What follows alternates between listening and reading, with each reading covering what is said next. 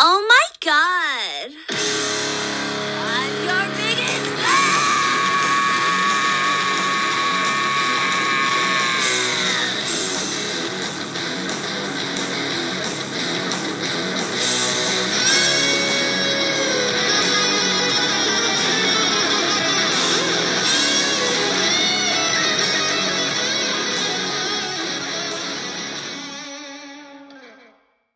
Hello and welcome to I'm Your Biggest Fan, the podcast that chats to your favourite artists about their favourite artists. I'm your host Jazmin L'Amy in conjunction with the Noise Podcast Network and sponsored by Satanic Tico. Known for their ridiculous band logo, which is eerily similar to the Toys R Us font and extremely misleading, the Scottish party slam quartet Party Cannon made their mark with tracks with titles like Weird But Not Illegal, I Believe in Danny Filth, Tactical Chunder, and Not Immediately Life-Threatening, as well as live shows that involve multicoloured lights, literal party cannons, inflatable pool toys, and push-up pits. And this concoction of mayhem and chaos has taken them across the world multiple times at festivals and tours, and resulted in 3 full-length albums. Today I'm chatting with bassist and good friend Chris Ryan about his favourite band, Iron Maiden.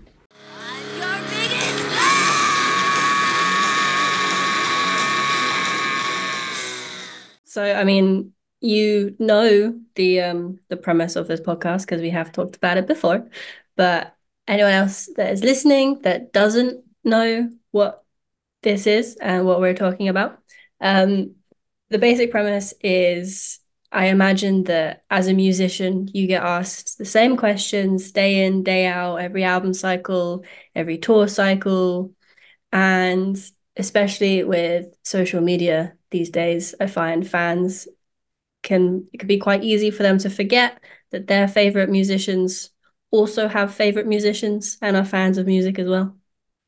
So this is an opportunity for you to forget about being a musician for a little bit and you just get to fanboy over your all-time favorite band for the best part of 45, 60 minutes. So the band that you want to talk about, you told me, is Iron Maiden, which is exciting because they're also one of my favorite bands. So the biggest question to start off with is, do you remember the first time you heard Iron Maiden? I do. So the video for The Rainmaker on Kerrang when I was in like primary six. You know, I really like in that video where the person like lays an egg, but like the hand comes out and like the egg's like there and stuff. And when I was like 10, whatever, however old it was, I was like, this is fucking mental. This is insane. Well, it's like that opening riff, like really kind of like dark, like arpeggio riff. It just sounds so cool, but it's just so different to my brain because at that point, all I heard was like stuff that was on radio, and stuff on radio at that point was like dance music or Linkin Park at that point. They're like really big. But it's just oh, this feels like wrong to watch or listen to. So it's kind of like interesting. And ever since then, I was like just fascinated. There's a kind of big digma. Like obviously, Google wasn't like a big thing then when I was young, so I just had to ask people over me about Iron Maiden or look up like CDs and stuff, or just kind of hope I'd like find stuff like on TV of Iron Maiden. And it's cool. It's mysterious. It's kind of yeah. Felt like I was listening to someone wrong in a way. Do you think if you had like discovered them just audibly, it wouldn't have had the same effect as like seeing the music video at the same time? Potentially not actually, because you could probably argue things on the radio at a point in time, like Core and Linkin Park, were probably like more extreme than everything. But I guess it's a kind of visual aspect, kind of maybe drew me in a bit more. Yeah, I was thinking kind of like, had like a shock value to it. So I guess it's weird to describe Iron Maiden and shock value in the same sentence in like 2024, right? But yeah, I guess that's. But yeah, no, that's vividly like my first memories, like seeing that video, like what the fuck is happening? Like, I could imagine like felt like it was gonna be like Hellraiser and stuff like that. Just like kind of weird, almost like bondage like type masks and stuff people around. Like, what the fuck is happening? But yeah, so maybe you're right. Maybe that is like a thing. Maybe that did kind of really draw me in more than if I just heard it on the radio. Thing is, my parents was like rock music all the time, and metal music. Like they had Planet Rock. I don't know if Planet Rock was a thing back then, but it definitely was like rock radio stations and classic heavy metal and stuff. So there's every chance I heard Iron Maiden before that point, and it didn't really grab me. But seeing that video, vivid memory, absolute core memory for me is watching a video like, what the fuck is happening? So Yeah, definitely made an impression on you then.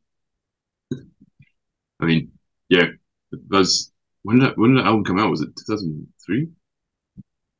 Which one was that one off again? Hands of Death. Which one? Hands of Death. 2003, I'm sure, right? Yeah, 2003. Yeah, yeah. I've got it here in front of me. Go for me, yeah. So that's a while ago. It was 21 years ago when I'm still like, that fucking music. I tried to find it today actually to watch on YouTube, and all the ones on YouTube were total like 240p like rips from Headbangers Ball 2 and stuff. The total like fuzzy. I'm like, cool. Yeah, the quality's not as good now. So when you like obviously discovered that song and it shocked you visually as well, where did you kind of like take it from there? Like, did you buy the album that song was on? Did you go backwards and listen to all their other stuff?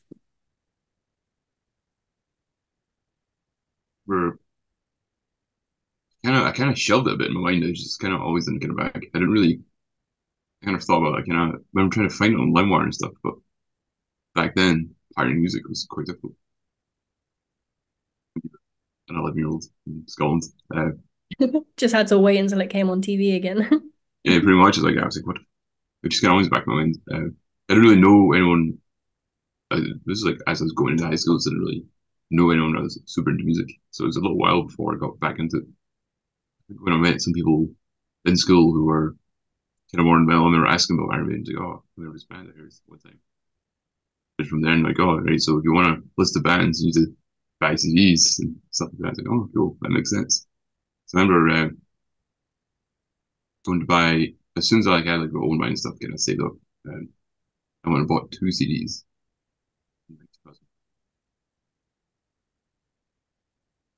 Linkin Park and Jay-Z, and you know, and a fucking crossover album they did, Yeah. and Power Slave at the same time. That's cool.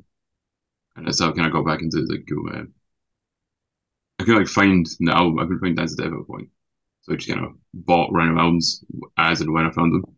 Yeah. So I went from like the newest album to kind of like fourth, fifth album. I was like, yeah, just kind of gradually work my way through the whole thing. That's the best way to do it. It can be, especially with a band like Iron Maiden that have so many albums, it can be quite daunting having to like go through their discography and listen to all of their songs in one go. Sure, like I was like a kid at the point, so I didn't really know where to like research a band, so I was just kind of being drip fed information by like just bands that like, okay, I could really work out like look them up or anything like that because like it's like Wikipedia wasn't like a huge thing as well back then. It was still like a whole kind of mystery of I've not seen that album cover before. I'll buy that one next. Mm.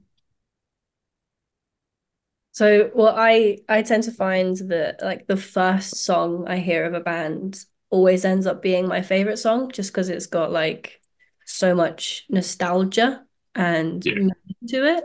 So, for you, has that remained your favorite Iron Maiden song, or have you had a new one since then? I tell myself that Rainmaker's not my favorite one, but when it comes on, like fuck yeah, this is absolutely the best song that's ever been written of all time. But yeah, it's definitely remaining on the top five. But I have a weird thing. I'm usually like big fans of, like album tracks and B sides from bands. So I say like oh, with like Rainmaker. Rainmaker's kind of like a you know it's like a newer song. It's kind of like a deeper cut for Iron Maiden. Like they've only played on like one tour and things like that.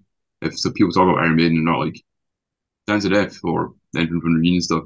It's always like Aces High and I'll Be Thy Name and things like that. So I'd say like Rainmaker's definitely like stayed there. I don't know if it's just because it's the first one I heard or if it's just because it's a good song, but It's definitely stayed at least with my top five Iron Maiden songs. Okay, so what are the other four Iron Maiden songs? You should be So you should... no, I'm prepared. Don't you worry. So Purgatory from Killers, Mm, absolutely up there. Like that's another song like people like don't even talk about. A lot of people don't even talk about like Paul Diano stuff, but Paul Diano, the stuff he sang on it was incredible. yeah. I don't think he's been done justice since, to be honest. And if you see Paul Diano live these days, he definitely doesn't do it justice. Yeah. So Purgatory, obviously, Found Opera, those two are great. Evil That Men Do might be also one of my favorite songs ever written. Evil That Men Do, Sea of Madness from Summer in Time. Again, that's like one song I only played on like one tour ever. I Mm. don't think you even played on an entire tour because like, trying to find videos of them playing that song is like difficult, really difficult. And maybe Only Good Die Young again, just keeping with the Seven Sun theme. Apparently, I like that one. I feel like you've got a What were lot you? of deep cuts that are your favorites. Yeah, yeah, no, I actually can do it. Like, what were your top five? Top five, I know. You said Passion Devil was your favorite one at one point. I was like, what the fuck? No one Yeah, talks like that. right? That is not a sentence anyone has ever spoken before. Like, Come on, it's so good. It's got every yeah, no, it's a really good song. But I mean, if people are talking about like 8 minute long Iron Maiden songs, and you're like, oh, Revenant Mariner, Fear the Dark, things like that. I mean, Did we do five? it's fine. I'm sure it's Rainmaker, Purgatory, Evil That Men Do, Sea of Madness, and Only Good Die Young. Oh yes, we did. I can't count today. This game, It's been a long day. So really. besides like the visual aspect of them and like discovering them through TV, what else about them, like musically, what about them stood out over everything else that you were listening to at the time? Definitely all kind of twin harmonies and things happening. At that point, I mean, I was going to say at that point I didn't really understand music, and the suggestion there would be currently understand music, but I understood it less back then. I was Mhm. just kind of like, oh, all the harmonies kind of stuck in my head and things like that.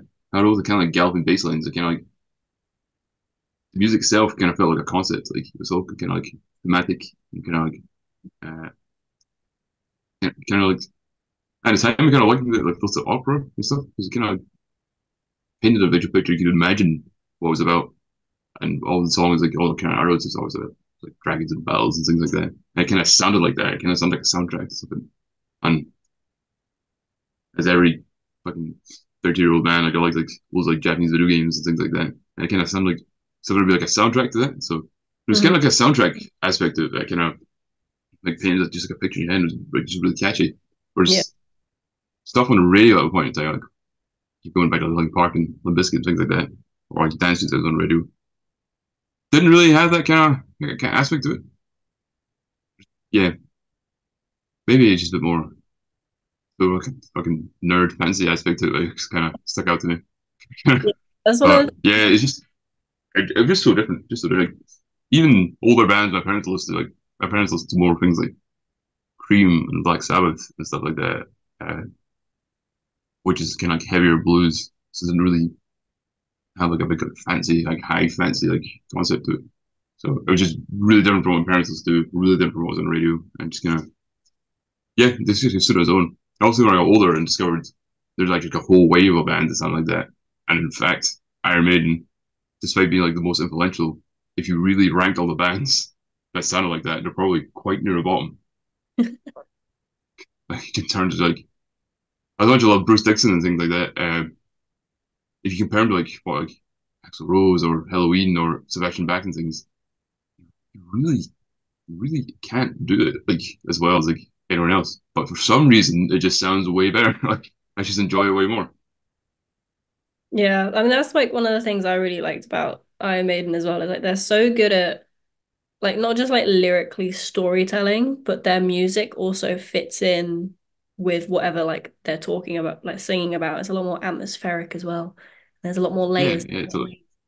I mean, like if you could probably like, name like iconic Iron Maiden songs and think of like the set pieces of their like tour just to go along with it. Like the Power Slave tour was all like Egyptian, Summer Back in Time tour was all futuristic, Seventh Son and all like the glaciers and things like that. But the Mm. music kind of like when I listen to Seventh Son, it kind of makes like all the Simpsons stuff. I don't know why it just makes it think of, like big glaciers, big like ice monsters and stuff. So there's something there. There's something there.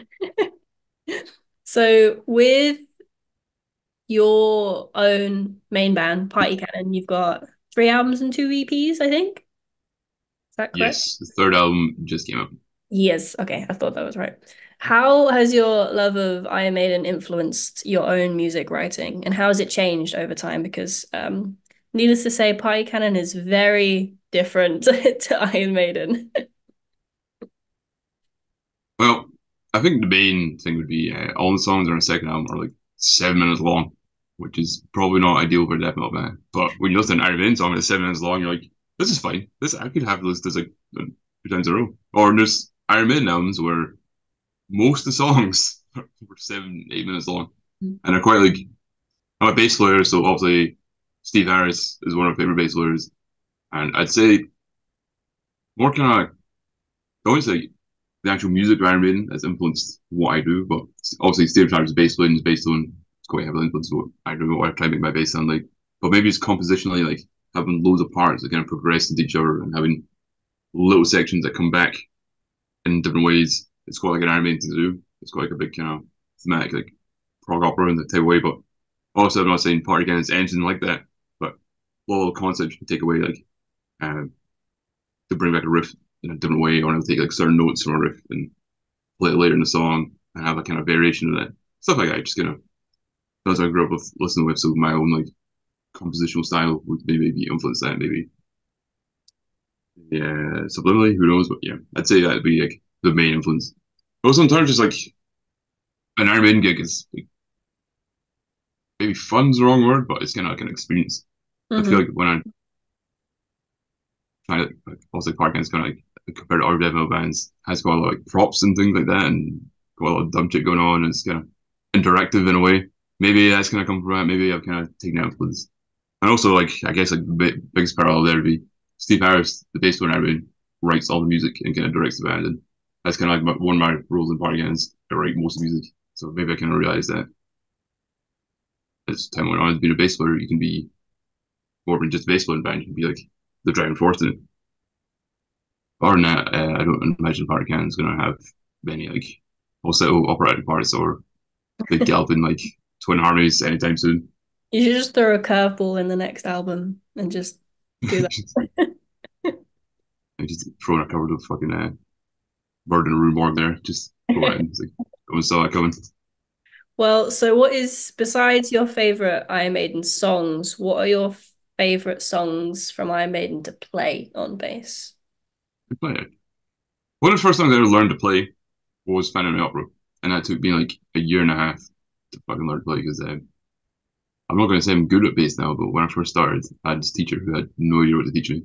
So we just instead of like learning anything, like used to like this is a scale or this is how you like actually play the bass. Like here's a tab to Phantom of the Opera. We're just gonna plow through this, and like I started like a year in.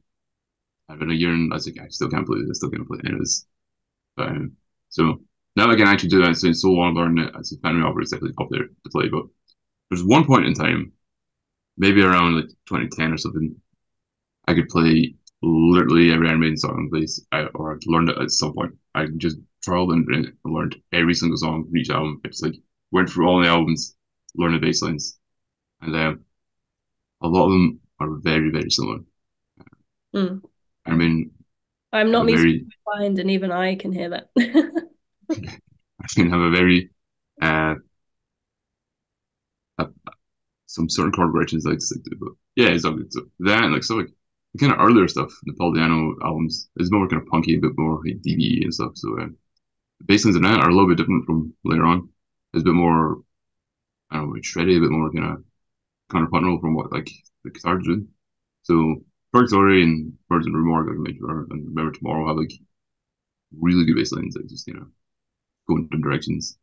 Obviously, the big mid section in Seventh Son of Seventh Son where it stops in just bass. It's like playing like higher chords. That's like awesome. That's like it's like cool to play by itself because just by itself it sounds like an actual like its own like piece, like little melody. But yeah, not good. But if you don't Right. want to play bass, Iron Maiden songs, way to go. You knew every Maiden song on bass at one point. That is mad. Absolutely, it's I a lot of remember free time. when I first tried learning guitar, it seems I've only got space in my brain for one riff at a time.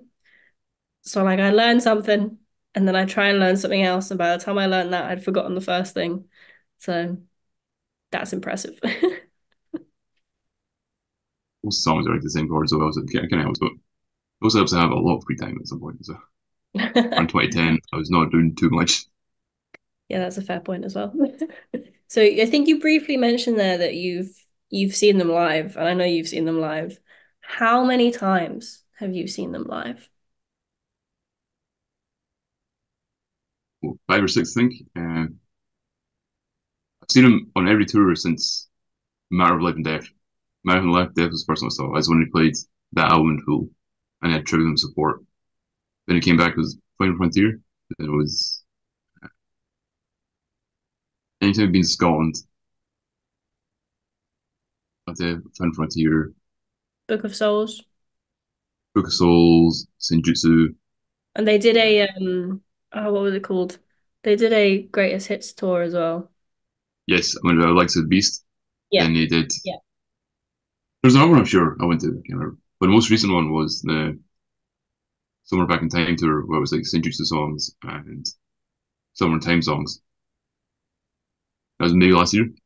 Yeah, They yeah. had It's the same tour.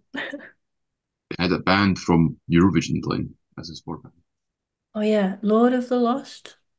That was one. I thought it was surprisingly good. Usually I really have support bands I don't like Shinedown. I remember trying Dang. to Aberdeen just I'm trying to Aberdeen's like, you know what, I'm just gonna turn up late and no voice Shinedown.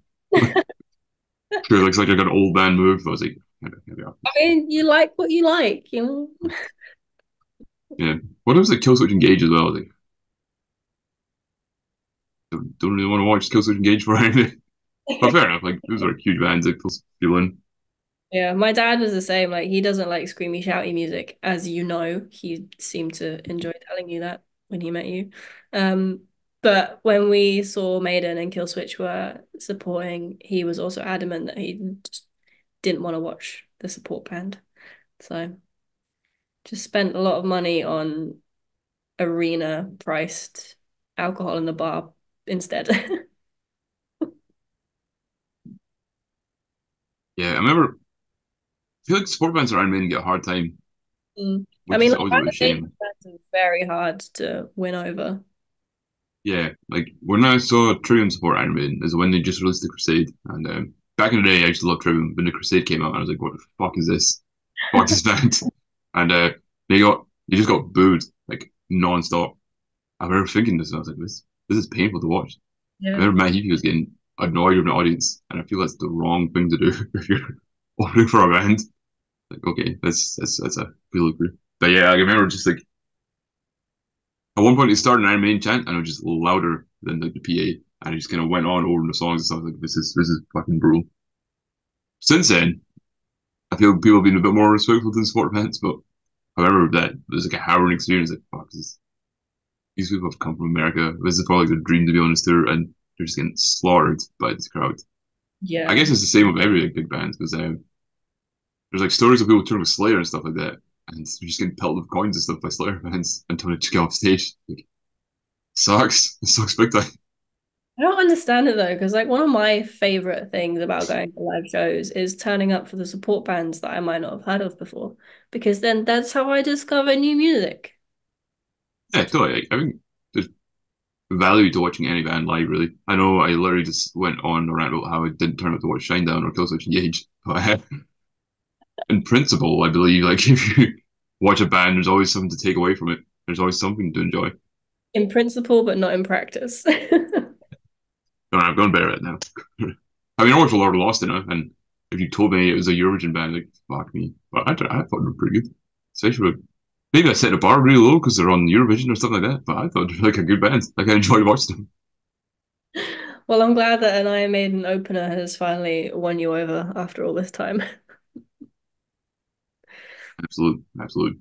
Do you remember the first time you ever saw Iron Maiden? Like what was it? How many gigs had you really been to before that? And what did you like about their live show the first time you saw them?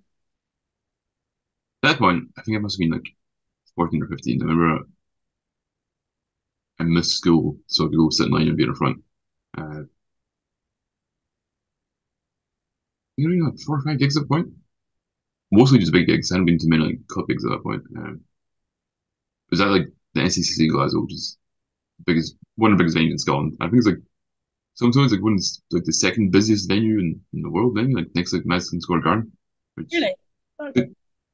yeah, because it has like multiple stages, so there's always something happening, and sometimes there's like two like 2,000 cap shows happening at once. But yeah, so I remember waiting in line for ages, and when I saw Iron Maiden, they had just this huge, like absolutely huge set piece. And they had like pyrotechnics, and they had like I played for like 2 hours as well. They played the whole thing. Like the light show was insane. Bruce Dixon has like lots of outreach changes and things like that. Yeah, it was just the sheer scale of it kind of stuck with me. It's like this is like a show. Like even though it wasn't like listening to it, just the actual visual aspect of it would be like entertaining. It's like because I gigs have been to that point. Like, the first gig was Velvet Revolver, supported by 50 Clyro, which is shows you how long ago that was. Oh. Uh, yeah, a long time. And also like Velvet Revolver, like a sleazy bluesy rock band, so they're not really gonna have much of like a theatrical like stage show to it. Then I think my second gig was like Dragon Force at the Liquid Rooms in Edinburgh, which is bigger than like a club, but not quite like O2 Academy size or anything like that. Yeah. So it didn't really have much of a didn't have much of like a theatrical aspect as well. It still felt like a big gig to me.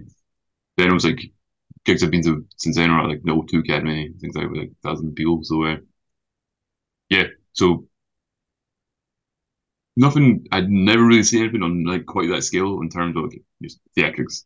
Because I mean, we're thinking of like fucking shooting Eddie with like pyrotechnics and things like that, and things were getting decapitated on stage. Yeah, it was mad. It was like an actual full on like pantomime esque type thing. So Yeah. yeah, that's what we're gonna start with. I was like, well, this is fucking nuts. This is mad.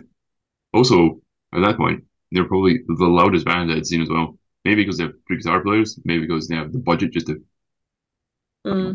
do whatever they want with, but everything fuck me is insanely loud. One of my favorite things about seeing Maiden as well is like whenever they play Fear of the Dark and they kind of do it like a cappella and you can hear like the entire crowd singing it and it's like obviously it's supposed to be quite a creepy eerie song as well, so when everyone's singing that in this like massive space, it's pretty cool. Yeah, purpose. I kind of went and listened to a bunch of Iron Maiden albums I hadn't really properly listened to in a long time. And Fear and Dark was one of them. Mm. And seeing the lyrics to Fear and Dark, I used to think like there's something like hidden meaning to it or something like metaphor or anything like that. But they're actually so like literal. Mhm. It's kind of weird. It's kind of hard to take seriously. Like see the whole line where it's like when you're searching for a light, like oh that sounds like a kind of mystical kind of fancy thing, but he literally means searching for a light switch. Mhm. And when you think about it like that, it's like it's kind of just I don't know.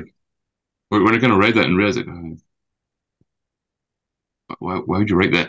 Why would you put that in a song? Like, why would Iron Maiden put that in a song? They were trying to And a trip song like what was that? they're trying to trip you up, that's why I did it on Yeah, I purpose. guess it's yeah. What was your favorite era of Iron Maiden then? There's quite a few. Oh, that's a big question. I mean, it depends, like musically or visually, because I've got the Book of Souls artwork tattooed on me. Okay, here's the better question. What do you think of 90s era Iron Maiden? Like No Prayer for Dying, Fear and Dark, uh, X Factor, and Virtual Eleven. What do you think of those albums? So this is saying something. So my dad is quite like an Iron Maiden elitist. Okay. So he's got all of the albums, and the only reason he owns X Factor and Virtual 11 is because he wants the whole collection. But he never let me listen to them as a kid. He's like, you're not allowed to hear this. You're not allowed to hear Blaze Bailey Yeah, butcher these literally that. songs. It was like, this is an Iron Maiden. I don't want you exposed to this. Right, so I think the last time I listened to those albums must have been 12, 15 years ago, maybe. Like, kind of like not intentionally. So I properly sat and listened to them recently, and he's kind of right. He's they're really not like Iron Maiden albums. Blaze Bailey, like, credit to him, great singer, good frontman. The solo stuff is terrible. The songs on the album are hit and miss. The good songs don't sound like Iron Maiden. It sounds more like fucking. Isn't the Oh, Klansman what's it? one of those ones? Was that Klansman? I mean, when I saw Iron Maiden one time, they played that in Glasgow, and everyone fucking loved it. It's a Yeah, they play fucking it song. live, but it goes down really well. Yeah. The things like Falling Down and Future Real, like the singles, right? Like it I don't know, I wasn't born then. sounds like it just sounds like yeah. Can't describe it. It sounds like more like Thin Lizzy or something like that, or maybe not quite even that. Like it's so rocky and so kind of almost like bluesy sounding. There's almost like a country feel to some of the riffs. Like Yeah. I can't describe it, I feel but like yeah, to fit in with Iron Maiden, you've got to sound a specific way. I mean, obviously, like the Paul Di'Anno era was different because they were still finding like their signature sound. Whereas by the time Blaze Bailey joined, they had their sound. You can't really deviate from that and expect it to go down as well. yeah, exactly. I think that's a problem. Like see No Prayer from Down and Fear Dark. I don't know what Bruce Dixon was thinking at that point in time. I don't know why he tried to go like hyper real with the lyrics or kind of have this kind of evil like voice and stuff. I worked on some songs, stuff like Be Quick or Be Dead or Judas by Guide and stuff like that. Amazing songs, but some of the songs on those albums are just abysmal. Like actually like unbelievable. Like I remember listening like when I was younger stuff thinking, or but listening as an adult, like fully like how does like make the cut? Like if this is what went on the album, what did they throw away? What were they thinking? How did it, who let this happen? Like how could how could you go from somewhere back in time to and Seventh Son to like, these songs? I mean, like, but out of 17 studio albums, you've got to have. Yeah, yeah, it's true. That's true. I mean, you're bound to have some, or maybe quite a few necessary. But Blaze Bailey, though, I need to give him credit. Like, there's loads of bootleg live sets of Blaze Bailey, and he performs so well. Like, he does all the songs like perfectly. Maybe the Bruce Dixon stuff, not really his range, but still does it. But Paul Di'Anno era stuff he does live is awesome. Like, his voice is so good throughout, and he's like, I don't know, he's like technically gifted. He can actually do it. Like when you listen to like Bruce Dixon things, he start like tuning guitars down, things like that, so he can voice kind of strain. Like he just sounds like he can't hit those notes. Whereas Blaze Bailey, he just do it. He just absolutely do it. He's like energetic on stage. He can just yeah, great front man. Just I don't know. He kind of got a bum deal, I think. Yeah, there was I had an opportunity to see Blaze Bailey recently, and I can't remember where it was or why I passed up the opportunity. But I would have been interesting because I'm pretty sure he still does some Maiden songs live as well, even on his own. If you're Blaze Bailey, like I don't think anyone's like a sole Blaze Bailey fan. Never heard anybody like, oh, I'm a big fan of the Blaze Bailey. So Blaze Bailey plays Glasgow all the time. Like he plays like 250 cap venue. He's there all the time. I remember thinking like, oh, maybe one of these days I'll go see him and just ask him like, hey man, what's it like being Blaze Bailey? But yeah, I guess with Paul Diano, like I had a friend who was like a sound guy on like a tour with Paul Diano, and he's saying that he still just lives off like royalties from the first Iron Maiden albums. That's So mental. I mean, yeah, I get you how good those albums are if they're still selling that well. if you went to see Paul Diano and he didn't play any Iron Maiden songs, you'd feel pretty cheated, right? Like, I know Yeah. like you need to stand as your own right as an artist and things like that. Like this is what I did then, this is what I'm doing now. But I mean, imagine you just turned up and you just didn't play any Iron Maiden songs. Doesn't even play fucking Killers or anything like that. Like, You'd want your money back. it's like what why would you do this? Like I'm your biggest fan!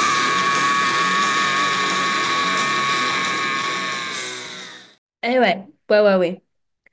So, I was making fun of Paul Diano, a man who's 10 times more successful than I'll ever be. that they have got 17 albums, so it makes sense that there are going to be some songs in the mix that aren't exactly up to scratch. So, out of their 17 albums, besides the Blaze Bailey era, which one is your favorite and which one did you find underwhelming? I would ask you to rank them usually, but there's 17, so I know, right? All right. I know. I always like changes for me with Iron Maiden. In recent years, my favorite album has definitely been the album I listened to most has definitely been Somewhere in Time. The artwork for Somewhere in Time is incredible as well. This is one thing that's always kind of stuck with me with Iron Maiden is the Derek Riggs artwork is so good. It's so detailed, and also just to kind of compound my opinion of the 90s Iron Maiden, when I stopped using Derek Riggs as an artist, I feel like the art kind of suffered a bit. Uh, yeah, Summer in Time just seems to be one I keep coming back to. Like, there's loads of good songs in it, like Wasted Years, Sea of Madness. mm. The actual song, Somewhere in Time, the opening track, that's fucking insane. Also, that's quite a long song. It's like 5 6 minutes as well, and it opens and it doesn't feel long. I think that's the sign of a good long song is when it doesn't feel long, doesn't feel like it's dragging on. There's a one of the songs on Book of Souls, the last song called Empire of the Clouds, which is their 20-minute long song. That Think of one those songs. flies by. Like it's like the quickest 20 minutes of my life every time I listen to that song. Book of Souls is the double album, right? Yeah. I mean, No, it's I got need a to go back and listen to it again.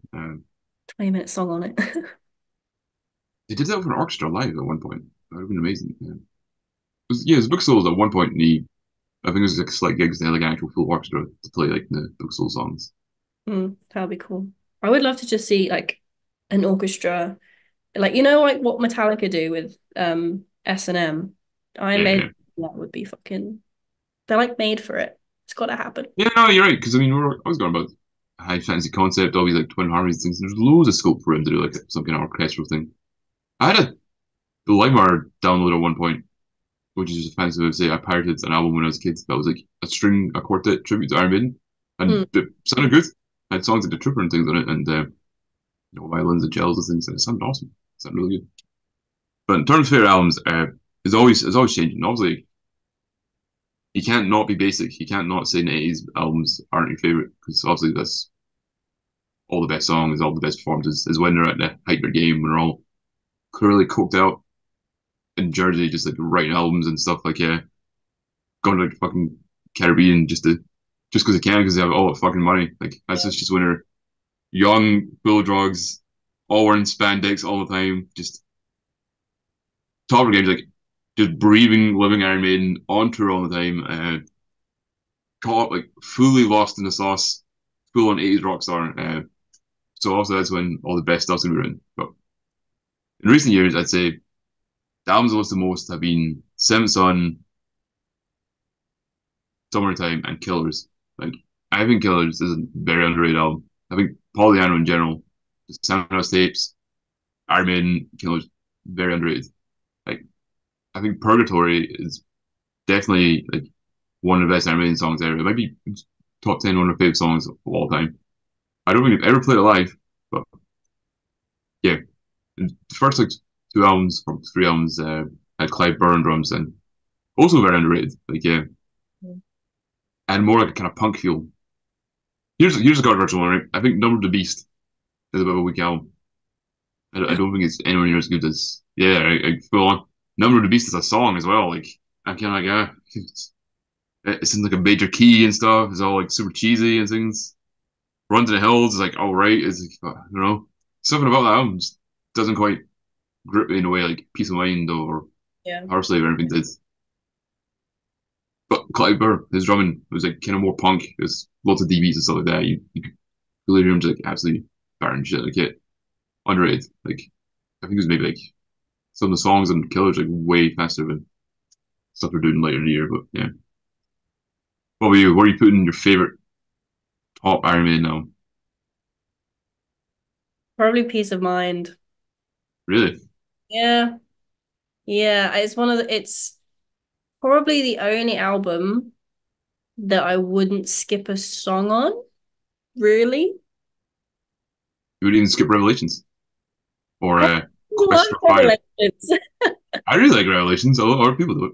Have you ever seen a video of I think it's Rock am Ring in Brazil or Rock in Rio. No, Rock am Ring's in Germany. I think it's Rock in Rio in like the 80s. They're playing Revelations. Bruce Dixon has a guitar. He throws it in the air for no reason. And he just fucks it. It smacks him in his face and it cuts his face open and stuff. There's like 60,000 people there and he's like pissing with blood, like holding his like Les Paul. I mean, When and Revelations is like not like a heavy song. Like you just got bored, like fuck, like I'll just do this. Why not? here's a question for you, seeing as you're the primary songwriter. Iron Maiden's first 9 albums were released. The first 5 albums were released a year apart from each other, and then the next 4 were 2 years apart from each other. So their first 9 albums, they just like churned out literally one after the other, year upon year. What do you think their secret was?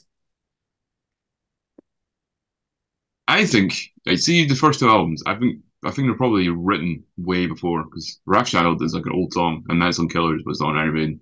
But there's like videos of them playing that like in seconds. And I think the Soundhouse Tapes has a demo of that song there. So they must have them all written out at some point. But when you watch one of the documentaries, they also kind of like allot like a certain amount of time to write an album. So they'd go away to like Jersey or the Caribbean and just for 6 weeks and they're just writing the album, write and record it within 6 weeks.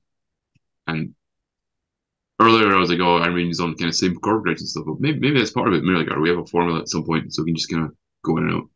Or Steve Harris might just be a fucking genius and can just shit out songs like absolute classic chart topping songs like year in year out. But I guess like for an irate song, since part kind of stuff's like quite dense and technical, despite being the dumbest man alive, it probably takes me like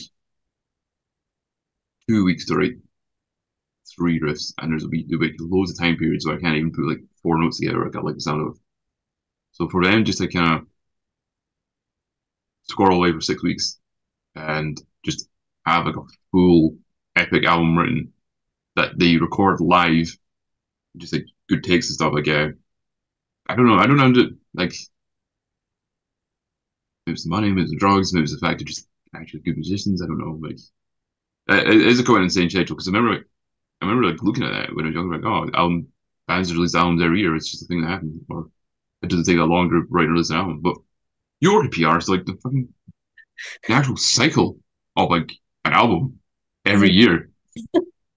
Yeah, it must be insane. Like, because you need like a 3 months lead in for PR most of the time. Then the actual PR cycle that's like another 3 months. Then they're on tour nonstop. So I mean, who knows? Who knows? Maybe They have also had the same manager the entire time. So maybe they lucked not out with, Smallwood, right? yeah. They had the same producer as well for most in the 80s and 90s. Fun fact: when Steve Harris started producing stuff, that's when the album's gonna drop down a bit. Um, Oh, that was another it was question I was gonna have for you. Have you taken the time to listen to like Bruce Dickinson or Steve Harris's solo stuff? right. British Lion, I can't do it. Can't do it. Yeah, no, me Just neither. I can't do it. I don't know if it's like the Irishman in me, like I can't listen to something that's got the word British in the title, or if it's just the fact it's like full on like dad pub rock. I just can't do it. Cannot. I had tickets to go see British Lion in Edinburgh just because I wanted to go see Steve Harris, but thankfully something happened. I couldn't go. Like there's no chance. I was literally going to go there, watch like suffer through British Lion, Mhm. Just on the off chance I meet Steve Harris, and I'm pretty sure a lot of the audience would probably be the same. However, he must know this. He must like he must have dealt with punishers his whole life in his career. He must have some kind of fail-safe system to stop people like me reaching him. So yeah, didn't do that. Bruce Dixon solo stuff. Yeah, actually, let's go about it. There's a song I had called Absolution, and the videos him being abducted by aliens and like probed and stuff. I can't remember what that album was called, but I remember buying it the day it came out, like a pre-order and everything. And I really liked the single, but the rest of it was like fucking terrible, like really bad. Was it? Uh, There's only one song that sticks out to me, and it's the title track of the Accident of Birth album. That's the only one I'm familiar with. I've listened to Balls to Picasso as well, but not as good. what does that mean? Balls to Picasso? Like, Like, is it like fuck Picasso? does he Balls? not like Picasso? Like, I'm not like an art guy, but I think Picasso's kind of cool.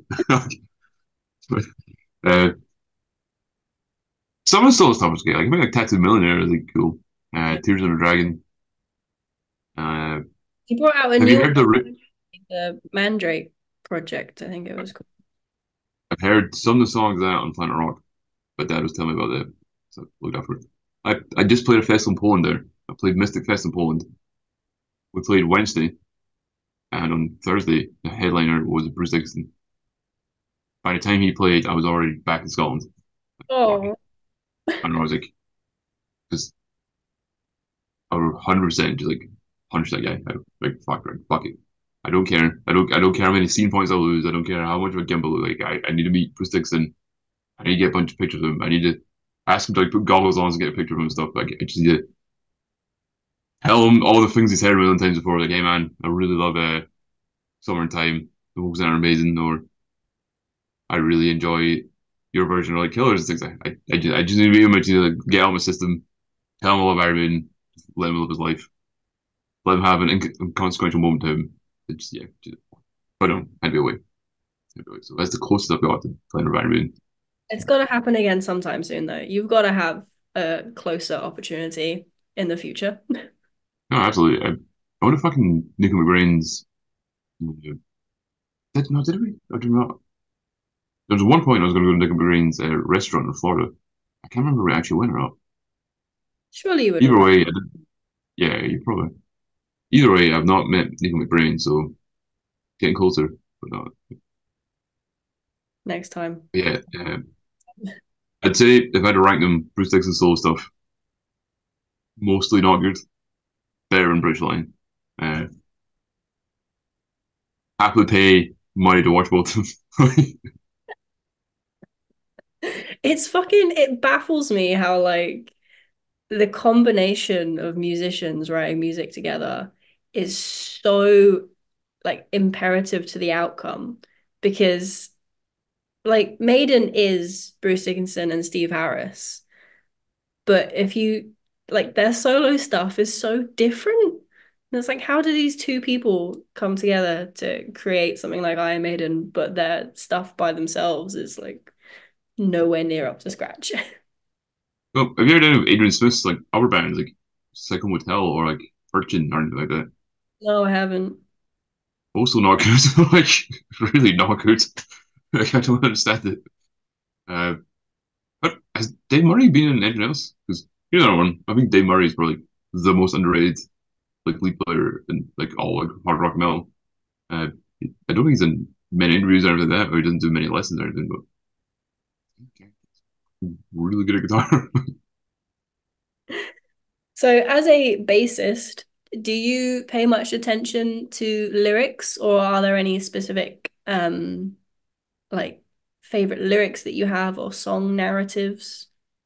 Because Iron Maiden, like the one of the things I love the most about them is I've always said I've learned more from history with Iron Maiden lyrics than I ever did in a classroom.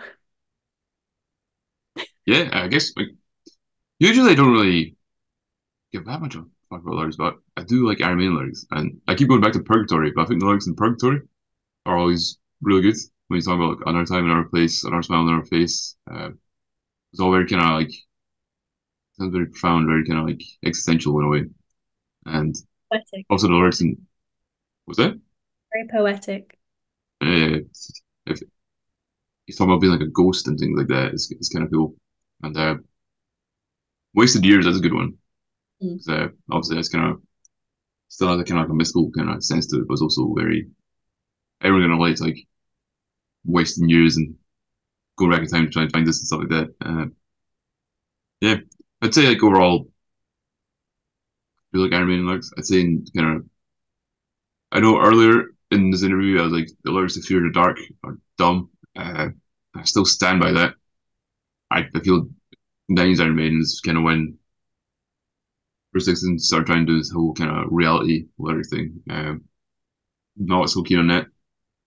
Part of when he's talking about history or generally or like fancy or just generally being like a toppy like English person. Like that's kind of better. That's kind of just fit Iron Maiden. And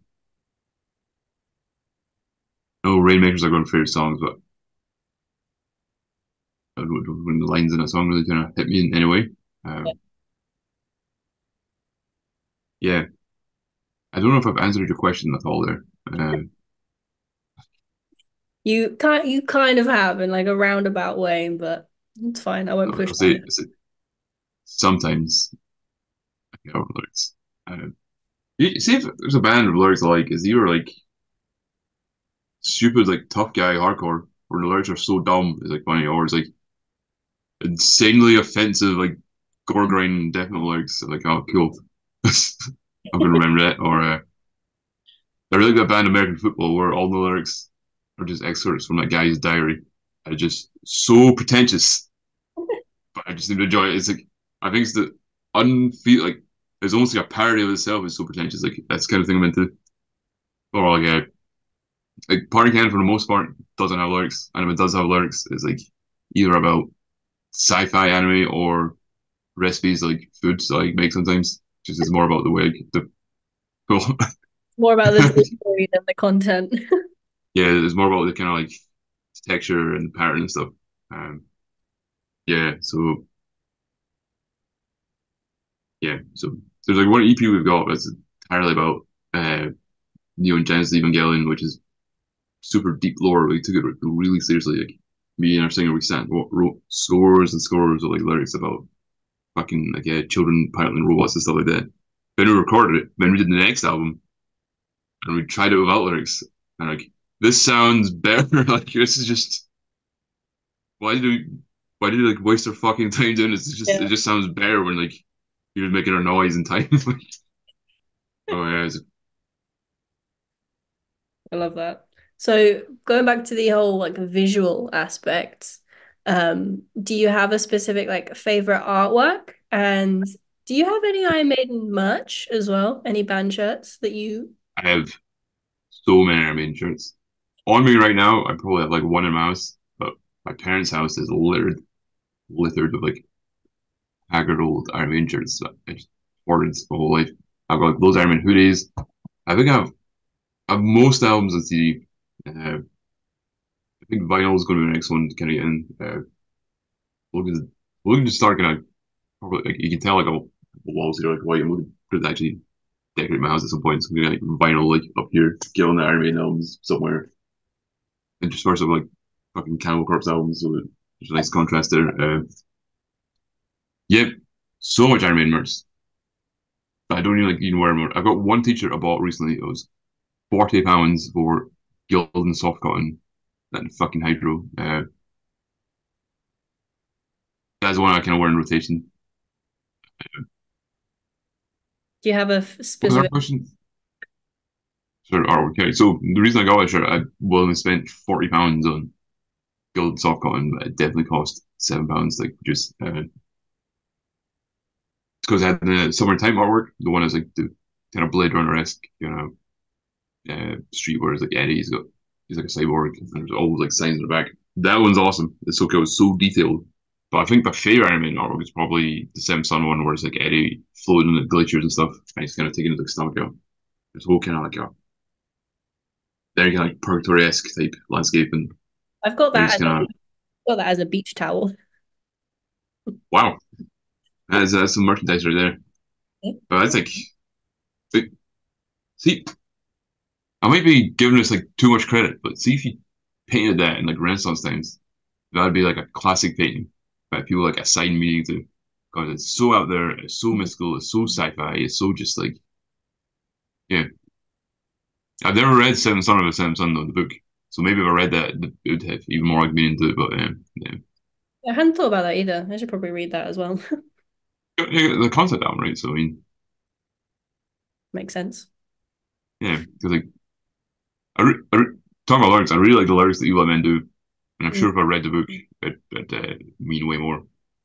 So going like following on from that, like obviously Maiden write a lot about like stories that already exist. And I think it was like my English literature A level, we had to take a poem and rewrite it as either like a play or like a normal narrative. And I took Rime of the Ancient Mariner. But I say it's Rival Ancient Manor, wasn't it? Yeah, That's a and classic one. I rewrote it.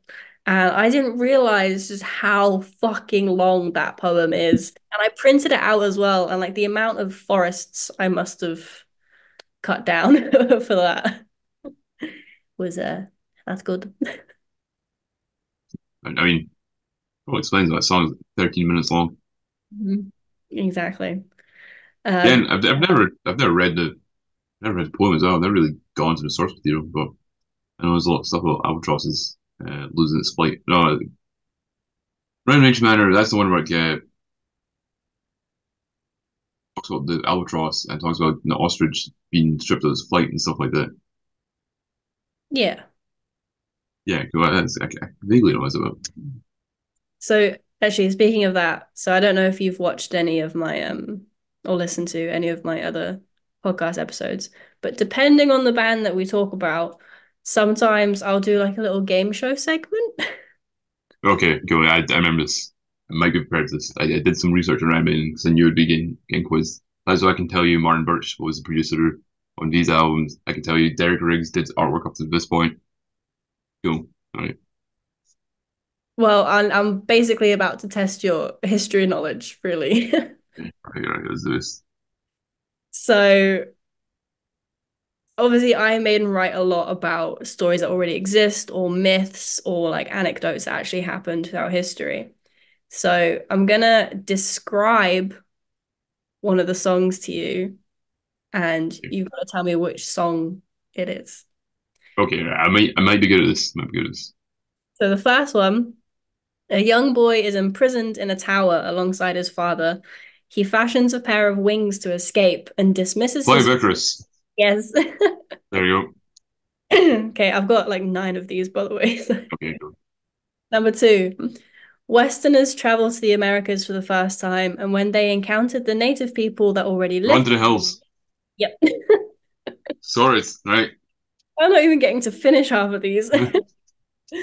Okay, so a young man gets a bit too drunk at the pub one evening, and on his stroll home in the dead of night, he comes across what appears to be either a demonic forest party or a satanic ritual. He parties with them into the early hours and witnesses strange things. They allow him to live and let him go, leaving him to forever question what and if he truly witnessed anything that night. Number of the Beast. No. Fuck. What is it?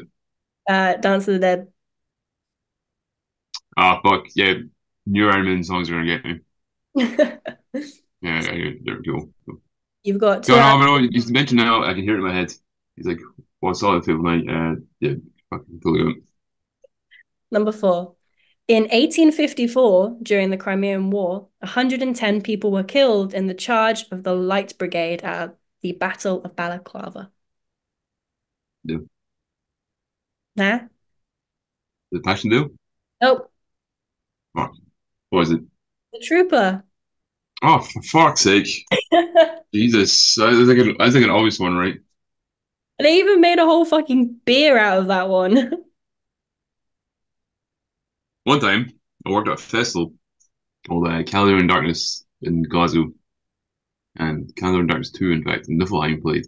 and I'd pick them up from the airport, and all they wanted to do was drive around Glasgow, blasting Iron Maiden, and the only thing on the rider was Trooper Ale, and that was the one thing we couldn't find. So I spent so long scouring Glasgow trying to find bottles of Trooper Ale. I'll send you like the news article, but that festival went really south. But the whole reason Niflheim ended up still playing and not pulling out the festival is because we found the Trooper Ale. Like, you fucked everything else up, but you've got us Trooper Ale, so we're going to play our set. Oh my God. Where did you end up finding it? It's not a craft beer shop like around the corner of Glasgow. I had to like run there before it closed. It's dumb. It's dumb. Like, quite a lot of like pubs you like stock it now, but back then it was like brand new, so it's considered like craft IPA or something. I don't drink, so I don't know about these things, but yeah, it's Trooper Ale any good? I know you don't really drink, but it's I still going. So when it first came out, like I tasted it just for the sake of it, and it was lemony. mm, Lemony, yeah, like a lemony beer, which I don't like either of those things. So cool. So number five, the right. house number and street name of the character Charlotte the Harlot inhabits. 22 Acacia Avenue. Yeah, yeah, got There that we one. go. Number Yeah. six, legend has it that the seventh born male of another seventh born male. Seventh son of a seventh son. Right, cool. Okay, this one's a long one. You'll Okay. get to it quick though. Inspired by a poem of the same name by Samuel Taylor Coleridge. Rhyme of an Ancient Mariner. Right, cool. Okay, there's two more. Taking place in medieval Scotland, this track is a celebration of freedom. Landsman. Yeah. And the There we last, go. as the longest song in Iron Maiden's discography, this track tells the tale of Britain's R101 airship and her tragic maiden voyage, crashing in France in October 1930, burning and killing a total of 48 out of 54 passengers. That's Empire of the Clouds. Yeah. There we go. So how many did you get? You 8 got out like of 10? Was it 8 out of 10? you got seven Sorry. out of 10. 7 out of 9. That's good. Not bad. Not bad. I'll take that. Take that. For a Got basis. him on the Trooper one though. Yeah, you didn't get the Trooper one and Dance of Death you didn't get. I'm gonna forgive myself on Dance to Death because I'm guessing you're the only person that's listened to that song in the past like 5 years. But Trooper, sucked that guy. That's things actually. Fucked it up. I fucked that one. You're a fake fan. That's Absolutely, yeah. Absolutely fucked that one. terrible. Anyway, that is all I had. We've been chatting for an hour now, so I hope That's you not enjoyed bad. yourself. Considering we've been talking about doing this for a year, Yes. was it worth it? That was fun. That was a lot of fun. I understand you had better guests to have on before me, so that's good. But Not true. You're a that's good. No, I enjoyed it. hard man to That nail was down. good. Thank you for listening to I'm Your Biggest Fan. If you enjoyed what you heard, please don't forget to like, share, subscribe, comment, send it to your nan in the post. Every little helps. You can follow us everywhere at biggestfan_pod. Follow me everywhere at wrathchild_jazz. Noise at Noise UK on everything. Noise Podcast Network at Noise Podcast Network on everything. And Satanic Tico at Satanic Tico and at Pitch Black Nor. If you have a band member in mind that you think would be perfect for this podcast, perfect for this topic of conversation, or maybe you are the band member and you're the super fan, drop us a comment, drop us an email. All other info can be found below in the description. And thanks again for listening. We'll catch you soon.